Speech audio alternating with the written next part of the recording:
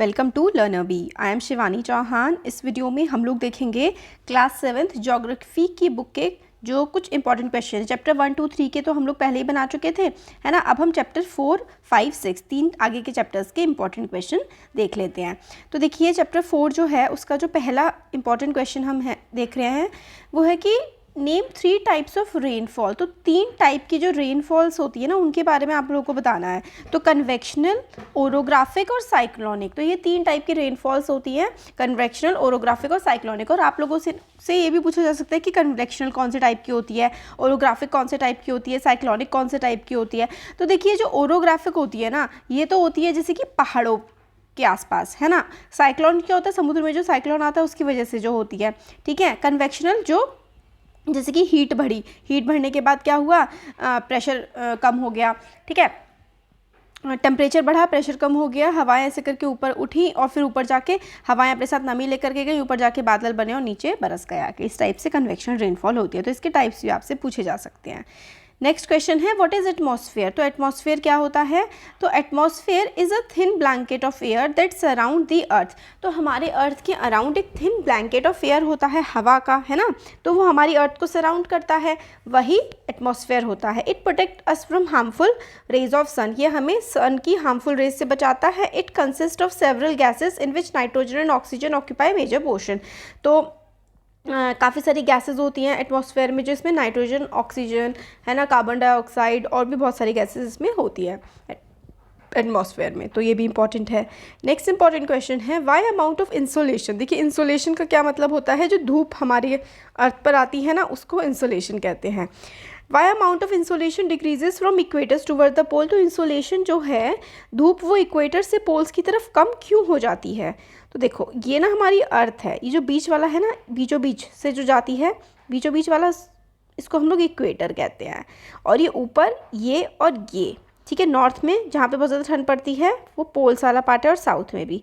तो भाई ऐसा क्यों है कि धूप जो है वो इक्वेटर पे जाती है और बहुत ज़्यादा गर्मी कर देती है, बट ये जो इंसोलेशन है, जो धूप है, सूरज की रोशनी है, ये पोल्स पर इतनी ज़्यादा गर्मी नहीं कर पाती है। तो ऐसा क्यों है। तो आप खुद देखो कि ये सूरज है, सूरज की रोशनी जो है ना वो यहाँ पर इक्वेटर पे बिल्कुल सीधे पड़ रही है, सीधे पड़ रही है, मतलब एक पोर्शन पर ये बहुत ज़्यादा हीट करती जाएगी। तो ऐसा होता है ना, देखो अगर आपको कोई एक ही जगह बार बार मारता रहे तो आपको बहुत ज़्यादा उस जगह दर्द होगा, मतलब वो जगह बहुत ही ज़्यादा बर्न अप हो जाएगी, है ना। और अगर कोई एक जगह की बजाय आप अलग अलग जगह आपकी बॉडी पे मारता रहे तो एक ही जगह हीट जनरेट नहीं होगी, है ना। तो क्या होता है, या फिर अगर आप लकड़ी पर एक ही जगह बार बार चोट करते रहोगे तो वो जगह टूट जाएगी, बजाय आप लकड़ी पे बार बार अलग अलग जगह मारो तो उतना असर नहीं पड़ता है। तो ये क्या होता है ना, इक्वेटर पे एक ही जगह पर बहुत ज़्यादा इसमें सीधी हीट पड़ती है एक ही पॉइंट पर, तो बहुत ज़्यादा गर्मी होती है। पोल्स में क्या होता है, जो रेज हो जाती है ना सन की, वो स्लांटिंग हो जाती है, ऐसे टेढ़ी टेढ़ी होकर पड़ती है, तो बहुत ज़्यादा एरिया में जो है सन की रेज पड़ रही होती है। बहुत ज़्यादा एरिया, आप सोचेंगे अरे तो ज़्यादा एरिया है, इसमें तो ज़्यादा गर्मी होनी चाहिए, बट उसकी इंटेंसिटी कम हो जाती है क्योंकि बहुत ज़्यादा एरिया में वो पड़ती है। तो इसलिए पोल्स पर जो है वो ठंड होती है और इक्वेटर पे गर्मी होती है। तो देखिए ये मैंने समझा दिया, अब देख लेते हैं। From equator is goes on coming through slanting rays. ऐसे करके जो होती है ना टेढ़ी टेढ़ी रेस, इसको स्लैंटिंग रेस बोलते हैं। Slanting rays comes on earth passing long distances through the atmosphere. तो एटमॉस्फेयर में ना काफ़ी ज़्यादा लंबा डिस्टेंस उन स्लैंटिंग रेस को ट्रैवल करना पड़ता है। They heat up more space, hence less heat on the point of space. तो मतलब ज़्यादा स्पेस को हीट अप करती है तो एक पॉइंट पर बहुत ही कम हीट होती है और डिस्टेंस भी ज़्यादा ट्रैवल करना पड़ता है ना, पोल्स तक पहुंचने के लिए, तो इसकी गर्मी कम हो जाती है। Next question is why is ozone important for us. हमारे लिए ओजोन इम्पॉर्टेंट क्यों है। तो देखिए it protect us from the harmful effect of sunrays से हमें बचा के रखती है, इसलिए ओजोन हमारे लिए इंपॉर्टेंट है। What is humidity. ह्यूमिडिटी क्या होता है, जो हवा में नमी होती है ना उसको ह्यूमिडिटी कहते हैं। तो moisture in the air at any time is called humidity. तो ये हमने चैप्टर 4 के इंपॉर्टेंट क्वेश्चंस देख लिए। अब चैप्टर 5 देख लेते हैं, वाटर जो है उसके इंपॉर्टेंट क्वेश्चन। तो what are ocean currents. Ocean current क्या होते हैं। तो ocean currents are streams of water flowing constantly on the ocean surface in definite direction. तो सपोज करिए ये ओशन है, इस पर ऐसे ऐसे करके पानी बह रहा है, तो जो पानी बह रहा है ना इसी को ही हम लोग स्ट्रीम ऑफ वाटर जो कि फ्लो कर रहा होता है ओशन पे, उसको हम ओशन करंट्स कहते हैं। अब वाटर साइकिल क्या है, ये तो बहुत ही ज़्यादा इंपॉर्टेंट है, बहुत ज़्यादा एग्जाम में पूछी जाती है कि भाई वाटर साइकिल बता दो क्या है। तो water cycle is the process by which water continually change its form and circulate between ocean atmosphere and land। तो ocean atmosphere land के बीच जो साइकिल बनती है ना, कि पहले लैंड से जो है वो एटमॉस्फेयर में जाता है, एटमॉस्फेयर से फिर वो जो है लैंड पर और ओशन पर गिरता है, तो ये पूरी एक साइकिल बन जाती है, तो इसी को वाटर साइकिल कहते हैं। क्वेश्चन नंबर 3 है why ocean water is salty, ocean का पानी नमकीन क्यों होता है। तो देखिए the water of ocean is salty as it contains large amount of dissolved salts. तो काफ़ी सारे ना सॉल्ट्स ना पानी में, समुद्र के पानी में काफ़ी ज़्यादा अलग अलग टाइप के, सिर्फ खाने वाला नमक नहीं और बहुत सारे टाइप के नमक डिजॉल्व होते हैं समुद्र के पानी में, इसलिए उसका पानी सॉल्टी लगता है। Why do swimmers float on Dead Sea, ये बड़ा इंटरेस्टिंग है। जो डेड एक सी है इजराइल के पास जिसका नाम है डेड सी, उसमें ना आप अगर जाएंगे तो आप उसमें डूबेंगे नहीं, आप तैरने लगेंगे, क्योंकि वहाँ पे ना सॉल्ट की मात्रा बहुत ज़्यादा है। Swimmers float in Dead Sea because the increase salt content makes it dense. तो सॉल्ट कंटेंट बहुत ज़्यादा होता है ना, तो वो डेंस हो गया है काफ़ी ज़्यादा। नेक्स्ट क्वेश्चन है हाउ आर स्प्रिंग एंड नीप टाइड्स फॉर्म। स्प्रिंग और नीप टाइड्स कैसे बनती हैं, तो इसका आंसर है during the full moon and new moon days the sun moon and the earth are in the same line. तो न्यू मून और फुल मून, देखिए फुल मून का होता है जब हमें चांद पूरा दिखता है, न्यू मून जब अमावस्या, ठीक है, अमावस्या को हम लोग न्यू मून कहते हैं। तो जब अमावस्या होती है या फिर जब फुल मून होता है, पूर्णिमा होती है, तो जो सूरज होता है और हमारा मून होता है और अर्थ होते हैं वो ना सेम लाइन पर होते हैं, in the same line and the tides are highest. तो जब ये बिल्कुल तीनों लोग आपस में सेम लाइन पे होते हैं, सन मून और अर्थ, तब क्या होता है, द टाइड्स हाईएस्ट होती है। तो सबसे ऊंची जो टाइड्स होती हैं, टाइड्स का मतलब जो पानी की लहरें होती हैं ना ऊंची ऊंची, उसी को ही हम लोग स्प्रिंग टाइड्स कहते हैं। तो स्प्रिंग टाइड कब आती हैं, जब सन मून और अर्थ एक ही लाइन पे होती हैं, तो पानी की लहरें बहुत ऊंची उठती हैं, उसको हम स्प्रिंग टाइड कहते हैं। नीप टाइड क्या होता है, when moon is in its first and last quarter. तो देखिए मून देखिए पहला ऐसा होता है, फिर उसके बाद वो कम होते जाता है ना, फिर उसके बाद वो और कम हो जाता है, फिर और कम हो जाता है, फिर गायब भी हो जाता है।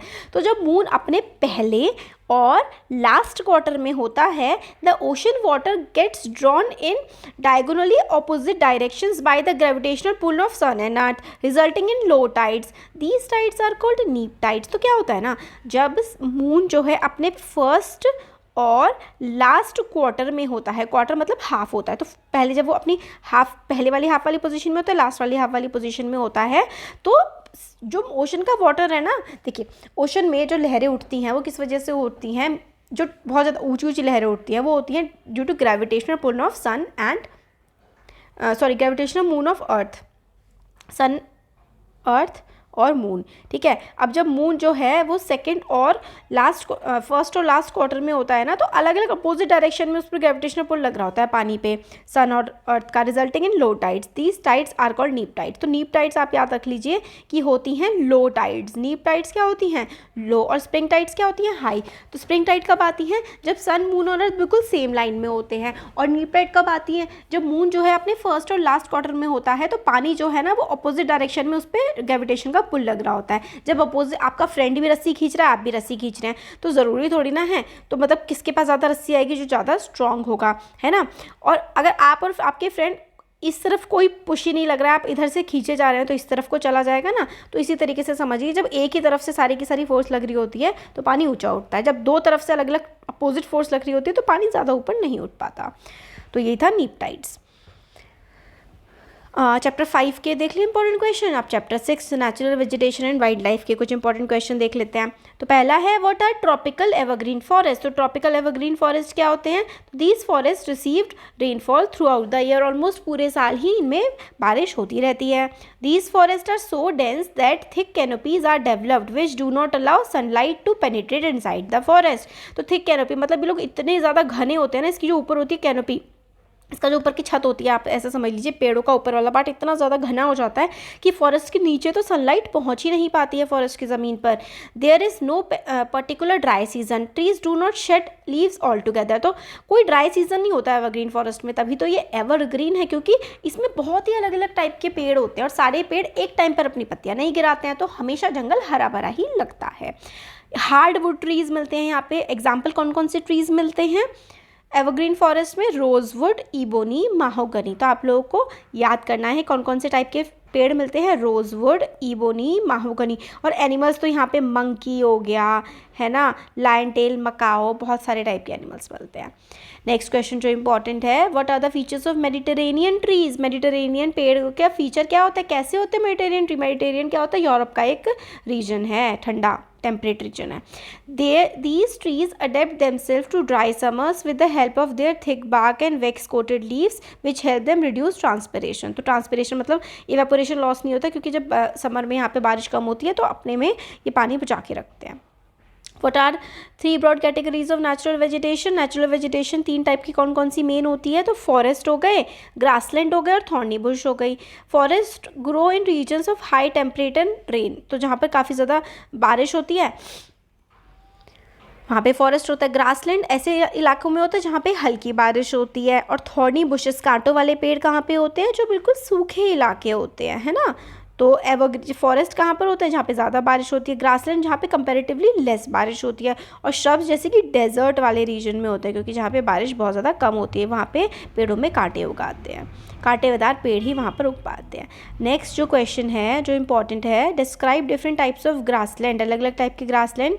तो ट्रॉपिकल ग्रासलैंड किसको कहते हैं, यहाँ पे हल्की बारिश पड़ती है और जो घास है वो ट्रॉपिकल ग्रासलैंड में काफ़ी लंबी हो जाती है। Savanna grassland of Africa tropical grassland का एक एग्जाम्पल है। तो मॉडरेट टू लो मतलब हल्की या फिर कम बारिश होती है और ग्रास जो है वो बहुत ऊंची ऊंची होती है। सवाना एरिया है अफ्रीका का, ये काफ़ी मतलब यहाँ पे ट्रॉपिकल। ट्रॉपिक्स क्या होते हैं भाई, देखिए ये हमारी अर्थ है, ये बीच में इक्वेटर है, यहाँ ये वाला जो 22.5 डिग्री नॉर्थ और ये 22.5 डिग्री साउथ। तो ये वाला जो रीजन है इक्वेटर से ऊपर और इक्वेटर से 22 डिग्री नीचे, ये ट्रॉपिक्स होता है। यहाँ पे थोड़ी ना गर्मी पड़ती है। आप लोगों को वैसे मैंने समझा रखा है इससे पहले के वीडियोस में, ये ट्रॉपिक्स होता है, फिर उसके बाद टेम्परेट रीजन आ जाता है और सबसे लास्ट में ऊपर पोल्स आ जाते हैं। पोल्स पे बहुत ठंड पड़ती है। इक्वेटर से दूर जितना जाओगे ठंड बढ़ती जाएगी। टेम्परेट ग्रासलैंड तो found in mid latitudinal zone in interior part of continent. मतलब कॉन्टिनेंट है, सपोज करिए इंडिया है, ठीक है, ये इंडिया है, सपोज करिए इंडिया के अंदर वाले पार्ट में मिलेगा। बट अगर इंडिया में तो खैर टेम्परेट ग्रासलैंड होते नहीं है, वो अगर जिस भी देश में होते हैं वो अपने देश के अंदर वाले पार्ट में होते हैं। मिड लैटिट्यूडनल जोन का क्या मतलब है, फिर से देखिए, ये अर्थ है, ये इक्वेटर है, फिर ये ट्रॉपिक्स है और ये वाला ये जो होता है टेम्परेट, इसको हम लोग मिड लैटिट्यूडनल जोन्स बोलते हैं। मतलब देखिए ऊपर की तरफ बन गया, जैसे सपोज करिए ये है, ये इक्वेटर है, फिर उसके बाद ये ट्रॉपिक्स है, फिर उसके बाद ये टेम्परेट है, तो इसको मिड लैटिट्यूड, क्योंकि ये ट्रॉपिक्स और पोल्स के बीच वाला पार्ट होता है। तो ग्रास यहाँ पे शॉर्ट होती है, छोटी हाइट की होती है, बट न्यूट्रिशियस होती है। और बाइजन और एंटीलोप्स टाइप के यहाँ पे जानवर मिलते हैं। और यहाँ पे सवाना में क्या मिलता है, लायंस मिलते हैं भाई यहाँ पे। और यहाँ पे जिराफ भी मिलते हैं, और है ना, लायंस हो गए, जिराफ हो गए, और जिब्रा भी मिलता है यहाँ पर, अलग अलग टाइप के जानवर। टेम्परेट ग्रासलैंड में बाइसन, एलिफेंट और ये एंटीलोप्स, एलिफेंट भी मिलते हैं यहाँ पे ट्रॉपिकल ग्रासलैंड में।